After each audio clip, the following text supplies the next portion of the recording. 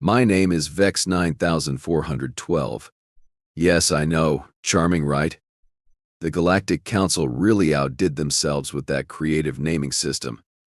But here's the thing about being assigned to monitor primitive species. You get used to disappointment. I had been stationed on the orbital platform above Earth for exactly 347 cycles, then watching these bipedal creatures stumble around their little blue marble. The assignment was supposed to be simple: document their cultural development, catalog their achievements, and, well, let's just say the final step wasn't exactly in the tourism brochure. The humans fascinated me, though I'd never admit it in my official reports. They were so delightfully unpredictable. One moment they'd be creating beautiful art, the next they'd be hitting each other with sticks. Sometimes they'd do both simultaneously, which was honestly impressive from a multitasking perspective. But the High Command had made their decision. Humanity was becoming too advanced, too quickly. Their technology was progressing at what the Council deemed an alarming rate. Translation: they were starting to look up at the stars with more than just wonder, and that made the big shots nervous. So here I was, preparing to activate the memory Cascade protocol, a fancy name for what was essentially a cosmic delete button. The device would emit a specific frequency that would scramble human neural pathways, wiping out their collective knowledge, their history, their achievements, everything. They'd wake up the next day knowing how to breathe and maybe tie their shoes, but Shakespeare, Einstein, the recipe for pizza? Gone. Poof. Vanished like my enthusiasm for this job. The irony wasn't lost on me. We were about to erase a species' entire cultural heritage because they were becoming too much like us. But orders are orders, and I wasn't exactly in a position to argue with beings who could turn me into space dust with a thought. I floated over to the control console, my 6 tentacles moving with practiced efficiency. The memory Cascade device hummed to life, its surface gleaming with that sickly green light that always reminded me of digestive fluid. How poetic. Initiating final preparations, I muttered to myself, because talking to yourself in the void of space is either a sign of madness or supreme confidence. I preferred to think of it as the latter. Target population: 7.8 billion humans. Estimated memory erasure completion: 6 hours 14 minutes. The device began its warm-up sequence, and I settled in to watch the show. Below me, Earth continued its lazy rotation, completely unaware that its children were about to forget everything they'd ever learned. The lights of their cities twinkled like stars, a testament to their ingenuity that would soon be nothing more than mysterious structures they couldn't explain. I had to admit, there was something almost artistic about it. All that knowledge, all those stories, all that passion, reduced to nothing in the span of a few hours. It was like watching a masterpiece being painted in reverse, each brushstroke disappearing until only blank canvas remained. The console chimed softly. 90% charged, almost time. In there, down on the surface, I could see the humans going about their daily lives. In New York, office workers were grabbing coffee and complaining about traffic. In Tokyo, children were walking to school, their backpacks bouncing with each step. In London, someone was probably standing in line for fish and chips, because apparently that's what humans did there. None of them knew that in a few minutes they'd forget what coffee was, or why they needed to go to school, or what fish and chips even were. They'd wake up tomorrow in a world full of mysteries they'd created but could no longer understand. 95%. I announced to my empty observation deck. Come on, Vex, you've done this before. Just another day at the office, right? Wrong. I'd actually never done this before. The memory Cascade protocol was brand new, fresh off the drawing board from the Council's research division. I was essentially beta testing a weapon of mass cultural destruction. How's that for a resume builder? The device reached full charge and I hesitated. My finger, well, what humans would call a finger, hovered over the activation button. Below me, Earth continued its peaceful rotation, blissfully unaware of what was about to happen. Just press the button. Vex, I said aloud. It's not like they'll remember to be angry about it. I pressed it.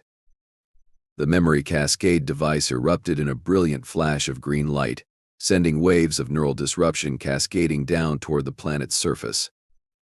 The energy field spread like ripples on a pond, invisible to the naked eye but devastating to organic neural networks. I watched the readings on my console as the wave hit the first population centers. Brain activity monitors showed the expected patterns: confusion, disorientation, then the gradual flatlining of higher cognitive functions. It was working perfectly. Phase 1 complete.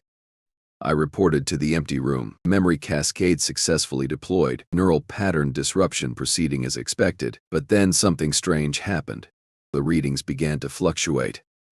Instead of the steady decline I'd expected, the human brain activity was showing spikes, irregular patterns that didn't match any of the test data. "That's odd," I muttered, leaning closer to the console. "Computer, run a diagnostic on the memory cascade device." Diagnostic complete. All systems functioning within normal parameters. I frowned, which is quite an achievement when you don't technically have a face. The device was working perfectly, but the humans weren't responding the way they should. Instead of forgetting, they seemed to be remembering harder. The neural activity readings were off the charts now. Whatever was happening down there, it wasn't what we'd planned for. I quickly activated the planet-wide communication monitoring system, hoping to get some insight into what was going wrong. The first thing I heard was laughter. Not the confused, disoriented chuckling of someone who'd forgotten their own name, but genuine, hearty laughter from multiple sources. All across the globe. "What the hell?" I said, borrowing a delightfully colorful human expression I'd picked up during my observations. I tuned into a broadcast from somewhere in North America. A woman's voice, clear and strong, was speaking into what appeared to be a radio microphone. "Well, folks, looks like someone just tried to scramble our brains with some kind of fancy space ray. Good news is, we're still here, still talking, and still remembering everything. Bad news is, we're probably about to get really, really angry." My blood, or what passed for blood in my species, ran cold. She knew. Somehow, she knew what we'd done. I switched to another frequency, this one from Europe. A man's voice, thick with what humans called a British accent. Right then, if you're listening to this, you probably just felt something like a mild headache followed by the strangest sensation that someone was trying to steal your memories. Well, they were. Good thing we prepared for this, eh? Prepared? How could they have prepared for something that was supposedly impossible to defend against? I frantically switched between communication channels, and everywhere I looked, it was the same story. Humans who should have been wandering around in confused silence were instead coordinating, communicating, and most terrifyingly of all, remembering. Not just remembering, but sharing their memories, stories, songs, poems, mathematical equations, scientific theories, historical events. Everything we tried to erase was being spoken aloud, written down, broadcast across their primitive but surprisingly effective communication networks. "This is Emma Martinez reporting from the International Space Station," came a voice from orbit. "To whoever's listening up there in the fancy invisible ship, we've got a message for you. We remember. We remember everything, and we're not going anywhere." I nearly fell out of my observation chair. They knew about the ship. How could they possibly know about the ship? The answer came from a transmission originating in Australia. A gruff male voice with what I'd learned was called an Aussie accent. "G-Day, spacemate. Yeah, we can see you up there. Turns out when you put a bloody great big ship in orbit, it tends to bend light in interesting ways. We've been watching you watch us for the better part of a year now. Hope you enjoyed the show." A year? They'd known about me for a year? My tentacles were starting to shake. This was not how this was supposed to go. The memory cascade protocol was foolproof. It had been tested on 17 different species across 12 star systems. It had never failed, not once. Ew, but then again, we'd never tested it on humans. I activated the emergency communication array and sent a priority message to the high command. "Memory cascade protocol has failed." Repeat. "Memory cascade protocol has failed. Human population retains full cognitive function and appears to have been prepared for neural disruption. requesting immediate backup and extraction. The response came back almost instantly. Impossible. Run the protocol again. Double the power output. I stared at the message in disbelief. Run it again? These humans just shrugged off enough neural disruption to lobotomize a small moon, and you want me to run it again? But orders were orders. I reset the device, cranked the power output to maximum, and prepared for round 2. Initiating memory cascade protocol. Maximum output, I announced. If this doesn't work, I'm requesting a transfer to the accounting department. The device charged up again, this time drawing so much power that the lights on my observation deck dimmed. When it reached full charge, I fired it at the planet below. The result was exactly the same as before. The humans absorbed the neural disruption like it was nothing more than a gentle breeze. But this time, they had something to say about it. Attention, alien observer, came a voice from what appeared to be a coordinated global broadcast. This is Dr. Sarah Kim speaking on behalf of the human species. We're going to assume that was your second attempt at scrambling our brains. Here's some free advice. Stop trying. You're just wasting everyone's time. Dr. Sarah Kim.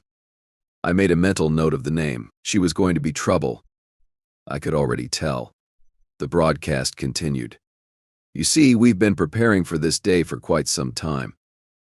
We call it Project Eternal Flame, and it's based on a simple principle. You can't erase what lives in fire. Fire. What did fire have to do with memory? Every story, every song, every poem, every scientific discovery, every moment of human achievement has been encoded not just in our brains, but in our DNA, in our culture, in our very bones. We don't just remember with our minds, we remember with our hearts, our souls, our entire being. I felt a chill run down my spine. Or what passed for a spine in my anatomy. We've spent generations teaching our children not just facts and figures, but the stories behind them. The passion, the struggle, the joy, the pain. We've made our history part of our identity, woven it into the very fabric of who we are. You can scramble our neurons all you want, but you can't erase what we feel. The broadcast paused for a moment, and I could hear what sounded like thousands of voices in the background, all speaking in unison. We remember the first time one of us looked up at the stars and wondered what was out there. We remember the first time we made fire, the first time we told a story, the first time we loved someone so much it hurt. We remember our failures and our triumphs, our wars and our peace, our darkness and our light. Another pause, and now we remember you. The beings who thought they could steal our memories, our history, our very identity, we remember, and we are not afraid. The transmission ended, leaving me alone with the gentle humming of my equipment and the growing realization that I was in way over my head. I looked down at Earth, still spinning peacefully in the void, and for the first time in my career, I felt something I'd never experienced before: respect. These humans had done something impossible. They'd made themselves immune to memory erasure through sheer force of will and the power of shared experience. But the worst part, they'd done it while making it look easy, and they'd been laughing about it. I was definitely going to need backup. The communication array crackled to life again, this time with the transmission from the High Command. Status report. Vex 9412. Have the humans been pacified? I looked at the readings on my console, showing human communication networks buzzing with activity as they shared stories, songs, and memories with each other. They weren't just unaffected by our attack, they were thriving because of it. Well, sir, I said, trying to keep my voice steady, that depends on your definition of pacified. They're certainly not forgetting anything, if that's what you're asking. There was a long pause. Explain. The humans appear to have developed a cultural defense mechanism against memory erasure. They've encoded their entire history into their collective consciousness through emotional and experiential association. The memory cascade protocol is ineffective against this type of cognitive architecture. Another pause. You're telling me they've made themselves immune to memory erasure through the power of storytelling? That's actually a pretty accurate summary. Yes, sir. Impossible. I thought so too, sir. But the evidence is pretty compelling. They're down there right now, reciting poetry, singing songs, and sharing mathematical equations like it's some kind of planet-wide party. They're not just remembering, they're celebrating the fact that they remember.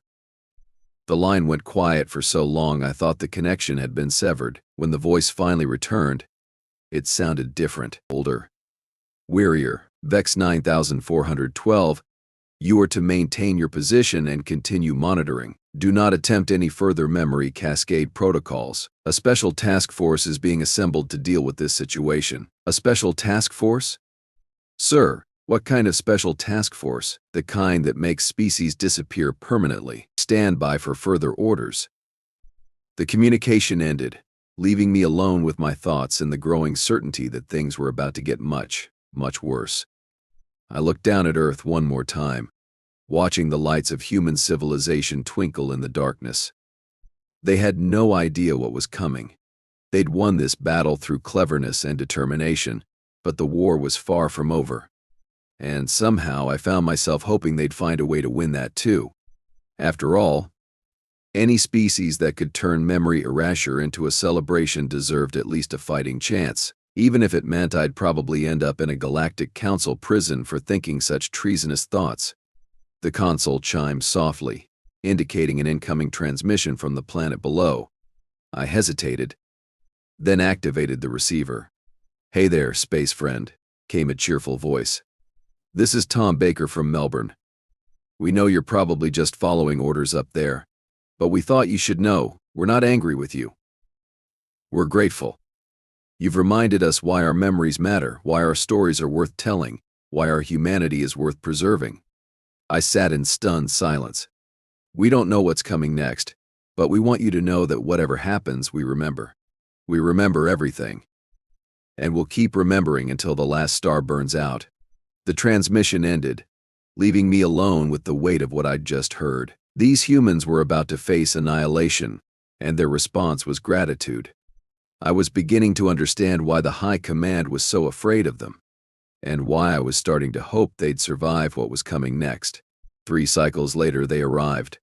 The Eradication fleet materialized out of hyperspace like death itself, 67 vessels of pure destruction arranged in perfect formation around Earth. Each ship was the size of a small moon, bristling with weapons that could crack planets like eggs. The flagship, a massive dreadnought called the Final Word, positioned itself directly between my observation post and the planet below. I received my new orders within minutes. Relay surrender terms to the human population. They have 1 solar rotation to comply or face total annihilation. The terms were simple: complete subjugation, the dismantling of all technology above Stone Age level, and the voluntary submission to genetic modification that would limit their intelligence to that of livestock. In other words, become pets or become extinct. I opened a communication channel to the planet below, my tentacles trembling as I prepared to deliver humanity's death sentence. "Attention, people of Earth," I began, my voice carrying across every frequency they used. "This is Vex 9412. You are surrounded by the Galactic Council's Eradication fleet. You have 24 hours to surrender unconditionally or face complete annihilation. These are the terms." I read through the demands, each one more humiliating than the last. When I finished, there was silence. For a moment, I wondered if they'd finally realized the hopelessness of their situation. Then someone started laughing. Not just someone, lots of someones. The laughter spread across communication networks like wildfire, until it seemed like the entire planet was having a collective fit of hysteria. "Oh, that's rich," came a voice from somewhere in North America. "They want us to become pets.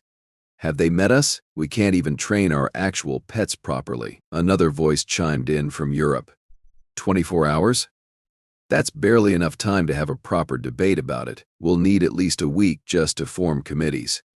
The laughter continued, punctuated by increasingly absurd commentary. Someone suggested they should ask for better terms, maybe cable television and dental coverage. Another voice wondered if they could negotiate for weekends off from being livestock. I stared at my console in disbelief. They were making jokes. In the face of complete annihilation, they were making jokes. Vex 9412. Came a transmission from the final word. Are you certain you delivered the message correctly? The humans appear to be amused. Yes, sir. Message delivered as instructed. They're laughing about it. Laughing? Are they perhaps suffering from some form of mass hysteria induced by fear? I listened to the ongoing commentary from the planet below, where someone was now debating whether being genetically modified into livestock would affect their credit scores.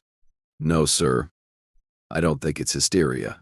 I think they're genuinely amused by the idea that we expect them to surrender. There was a long pause. Patch me through to their communication network. I complied.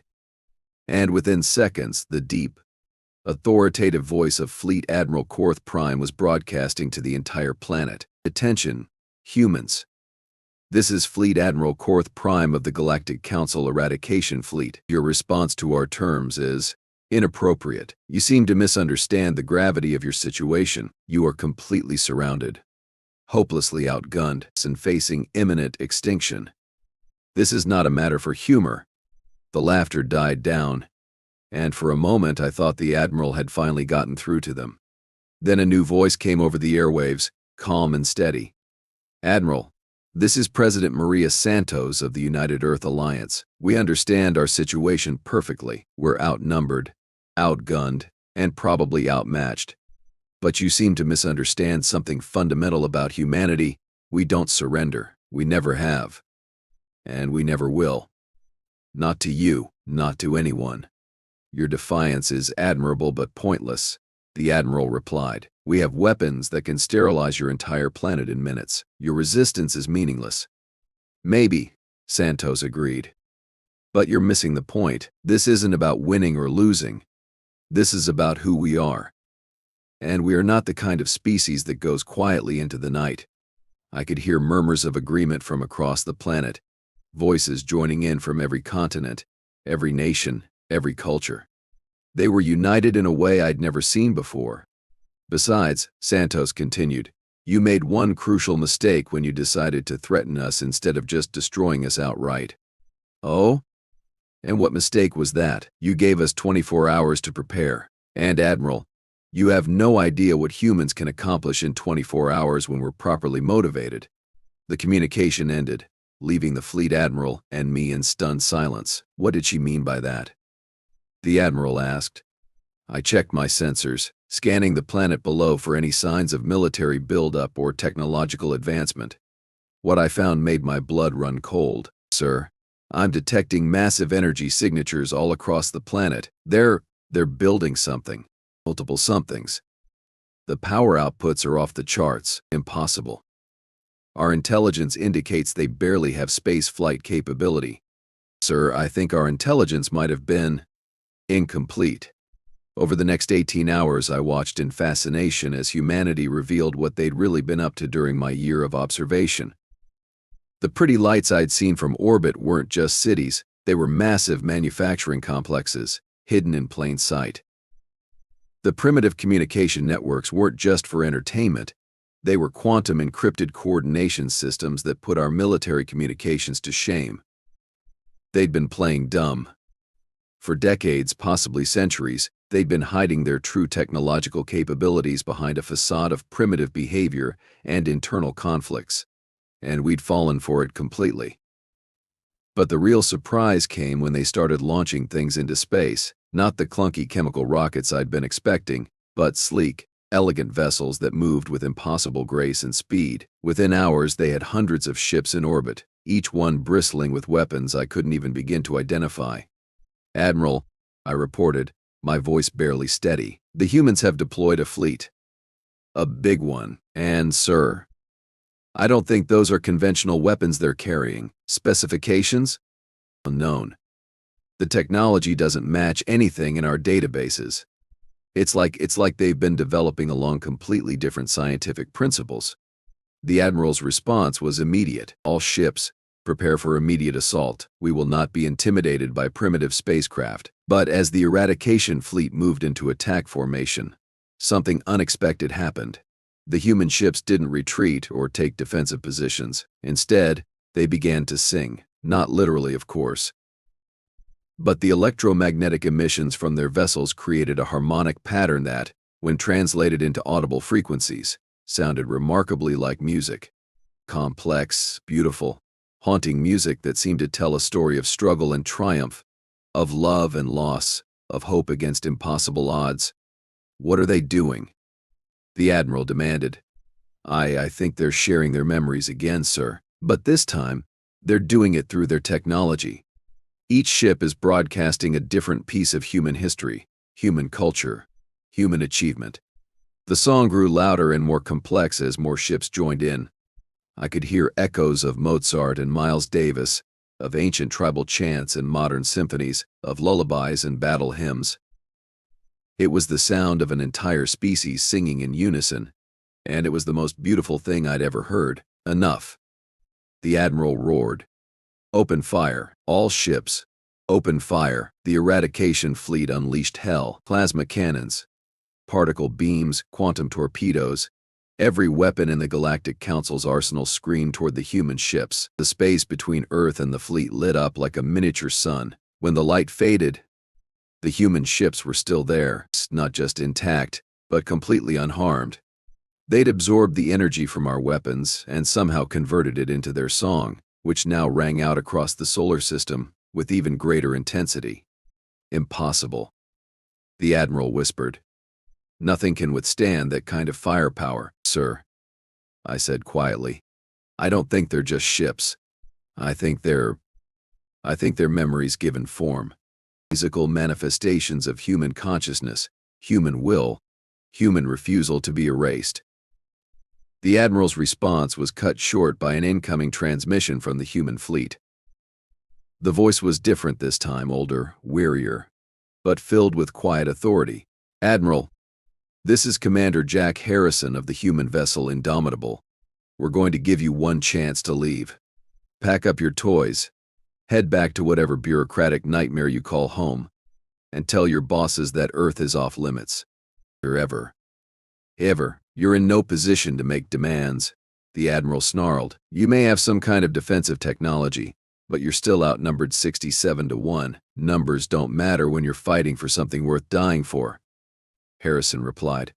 "But since you seem to think quantity is more important than quality, let me show you something." The space around Earth began to shimmer, and suddenly there weren't just hundreds of human ships. There were thousands, tens of thousands, more ships than I could count, all singing their harmony of defiance. "You see, Admiral, you made another mistake. You assumed we were just one planet, one species, one voice. But we're not. We're every human who ever lived, every dream that was ever dreamed, every story that was ever told. We're the ghosts of our ancestors and the hopes of our children. We're memory itself, given form and substance." The Admiral's voice was barely a whisper. "What are you? What are you?" "We're human," Harrison said simply. "And we remember everything, every kindness, every cruelty, every moment of joy and sorrow. Every time someone told us we couldn't do something, we proved them wrong. Every time someone tried to erase us, we came back stronger." The human fleet began to move, not in attack formation, but in a complex dance that seemed to tell the story of human history. Ships moved through space like dancers, their movements creating patterns of light and sound that spoke of the long journey from cave paintings to space flight. "We remember the first time we looked up at the stars and wondered if we were alone," Harrison continued. "We remember the first time we reached out to touch another world. We remember every step, every stumble, every triumph that brought us to this moment." I watched in awe as the human fleet surrounded the Eradication fleet, not aggressively, but protectively, like parents shielding their children from a storm. "And now we remember you," Harrison said. "The beings who thought they could erase us, who thought they could steal our stories, our dreams, our very identity. We remember, and we forgive you." "Forgive us?" the Admiral sputtered. "We came here to destroy you, we know. But destruction is not the human way. We are builders, dreamers, storytellers. We create, we don't destroy." So we're going to give you a choice, Admiral. You can leave now, with your ships and your lives intact, and never return, or you can stay. And we'll show you what humans do to those who threaten our stories. The threat was delivered with such gentle courtesy that it took a moment for the full implications to sink in. But when they did, I felt a chill that had nothing to do with the cold of space. You're threatening the entire Galactic Council, the Admiral said. No, Harrison replied. We're promising them. If you leave now, we'll remain here, on our little blue world, telling our stories and dreaming our dreams. But if you stay, if you insist on trying to erase us, we'll do what humans have always done when faced with extinction. We'll adapt, we'll survive. And we'll make sure everyone remembers why that was a mistake. The Admiral was silent for a long moment. Then, quietly, he gave the order I never thought I'd hear. All ships, prepare for immediate departure. We're returning to base. Sir, came a confused voice from one of the other ships. Are we retreating? No, the Admiral said firmly. We're learning. There's a difference. As the Eradication fleet began to power up their hyperspace drives, I received one final transmission from the planet below. Hey Vex, came a familiar voice. Tom Baker from Melbourne. Thanks for the warning about the fleet. We appreciate the heads up. I didn't warn you, I said, confused. Sure you did. Every time you reported back to your superiors, every time you described what you were seeing, you were painting a picture of who we really are. You helped us understand how we appeared to the outside galaxy, and that helped us figure out how to defend ourselves. I stared at my console in shock. He was right. My observations, my reports, my analysis of human behavior had all been transmitted back to the High Command. And somehow, the humans had been listening. How did you intercept Galactic Council communications? Come on, Vex. We figured out radio before we figured out how to fly. Did you really think we wouldn't eventually figure out your frequency? I laughed. Actually laughed. For the first time in my career, I found something genuinely funny. You've been listening to us this whole time? Since about 6 months after you arrived. We've been getting a real kick out of your reports, by the way. Especially the ones where you called us charmingly primitive and delightfully unpredictable. As the last of the Eradication fleet disappeared into hyperspace, I found myself alone again with the humans and their impossible, beautiful, indomitable spirit. So, what happens now? I asked. Now? Now we keep doing what we've always done. We remember. We tell stories. We dream of the stars. And maybe, if you're interested, we'd like to hear some of your stories too. I looked down at Earth, still spinning peacefully in the void, its lights twinkling like stars. The humans had faced annihilation and turned it into an opportunity for friendship. They'd taken the worst the galaxy could throw at them and somehow made it into something beautiful. I'd like that, I said. I'd like that very much. And so, for the first time in my career, I sent a report back to the High Command that had nothing to do with observations or recommendations or strategic assessments. Instead, I told them a story. The story of a species that refused to be erased, that turned memory into weapon and hope into armor, that looked extinction in the face and offered it a cup of coffee and a good conversation. I told them about humanity, the species that remembers in fire, and I hoped that someday, the rest of the galaxy would be ready to hear that story too. Because if there's one thing I learned from my time observing Earth, it's this: the best stories are always worth remembering. And the humans? They have the best stories of all.